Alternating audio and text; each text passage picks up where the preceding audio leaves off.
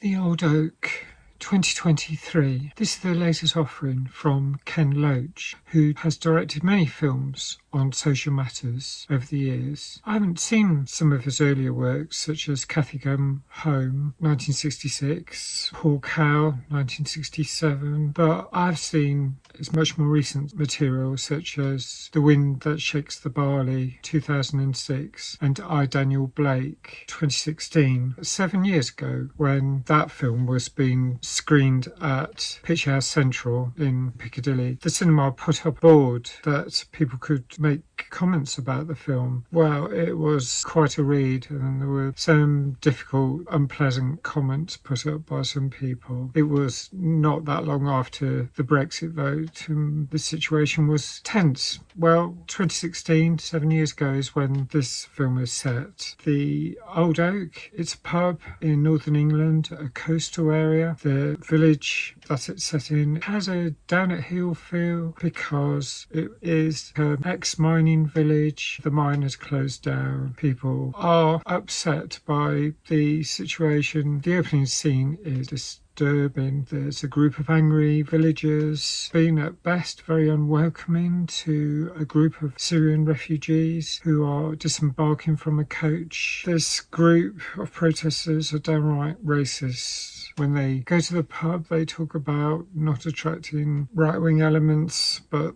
some of the comments seem pretty racist, pretty awful. There's a warning at the start of the film. There's some nasty stuff going on. A man in a Newcastle shirt is one of the most vocal of the protesters, and he objects when a woman from the bus takes a photo, and when she leaves her bag on the ground for a minute, he takes the opportunity to grab the camera, and in the ensuing scuffle, the camera falls to the ground and it breaks. And with the divide in the village, it really does have that feeling of 2016, and the divides from the EU referendum haven't yet healed. Doesn't feel as divided now, but there's certainly still an atmosphere. Some of the people in the village are eagerly helping by collecting and delivering clothes for the refugees who are moving into some of the homes in the village, but others, some of the children are asking why are they getting help. And TJ explains that they have lost everything because they've come from a war zone. Dave Turner plays TJ. He runs the eponymous Old Oak pub. It's the social hub of the community. He listens from behind the bar while some of the clientele make disparaging remarks about the village's newest residents. Some of them are clearly also struggling financially. Their house prices have dropped. Have some sympathy, but they're punching down, and that is pretty awful. So then Yara, played by Ebla Mary, walks into the pub. She is the young woman who owned the camera that got broken, and she talks to TJ to thank him for his kindness, and then asks for help in identifying who broke her camera. She doesn't realise how many people wear Newcastle football shirts, the black and white stripes, but actually TJ's reticent in revealing who it is simply to avoid escalating the hostilities, and he's hoping the tension will calm down. A group of punters are angry about the way she walked in, and there are ongoing examples through the film of how this group of villagers find fault with just about anything that Yara and the other newcomers do. They'll just pick on anything. When a child gets bullied in school, they listen to what the white bullies are saying, and their accusations seem to be trusting that more than that this young lad is being threatened by and outnumbered. Very much a cowardly attack.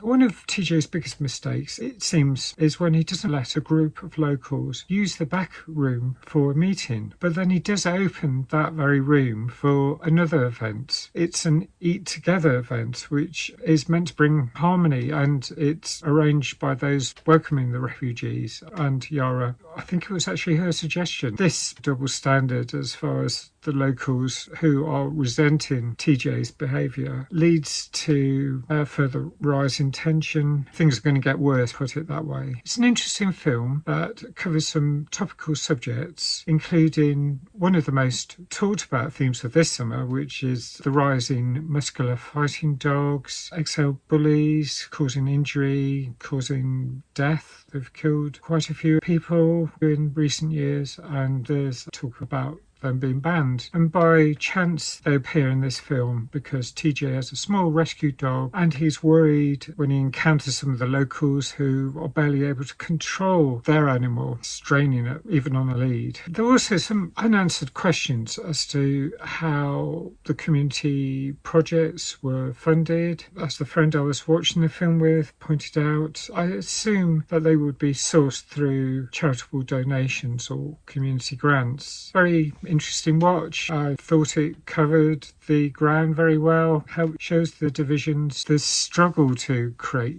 unity. That is very difficult. I score it 8.5 out of 10. Let me know your thoughts if you've seen the film. Please like if you like this video. Thanks for watching. Bye for now.